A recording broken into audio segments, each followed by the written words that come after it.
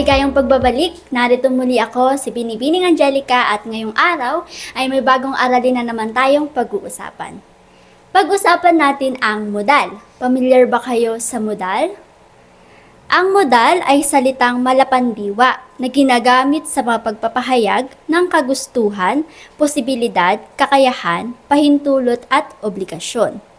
Ilan sa mga halimbawa nito ay ang maaari, pwede, gusto, ibig, dapat, kailangan, hangad, at nais. Ay mahalagang pag-aralan natin to at matutunan para mas lalo nating maunawaan ang mga ilang pangungusap. Dahil kapag hindi natin to alam, malaki ang posibilidad na hindi natin maunawaan ang mga sinasabi ng ating kausap. Yan, may dalawang gamit ang modal. Una, bilang malapandiwa. Ginagamit ito bilang salitang kasing kahulugan o kahawig ng pandiwa sa mga pangungusap na walang totoong diwa.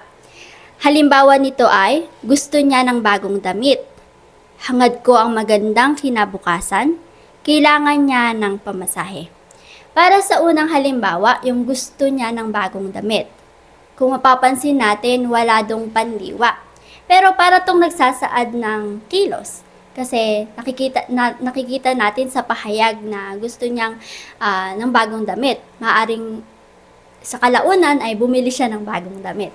Ayan, sa halimbawang nakita natin ang gusto, hangad, kailangan na ginamit natin na modal ay nagpapahiwatig ng pandiwa. Ang ikalawang gamit naman ng modal ay bilang panuring. Ginagamit na pantulong sa pandiwa na may anyong pawatas. Ayan, bilang halimbawa, nais niyang makita ang kanyang idolo. Ikalawang halimbawa, gusto niyang maglakbay muli. Ikatlong halimbawa, dapat makausap mo siya. Ayan, sa mga halimbawa natin, kakikitaan natin ng mga pandiwa, yung mga pahayag na yon. Kaya naman, ang modal ay naging pantulong lamang sa pandiwang ginamit. Ngayon, pag-usapan naman natin ang iba't ibang uri ng modal. Mayroon tong 4 na uri. Una, nagsasaad ng pagnanasa, paghahangad, at pagkagusto. Bilang halimbawa, gusto niyang maglakbay muli. Para naman sa ikalawang uri, sa pilitang pagtupad. Halimbawa nito ay, dapat makausap mo siya. At ikatlong uri, hinihinging mangyari. Bilang halimbawa, kailangan niyang magpursigi sa pag-aaral. At ika-4 na uri, nagsasaad ng posibilidad. Halimbawa, maaari bang makausap mo siya?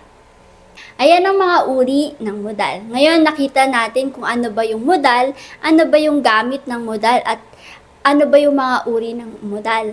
Nawa ay nakatulong to sa inyong pag-aaral ng Filipino. Dito na lang tatapos ang ating talakayan. Maraming salamat at paalam!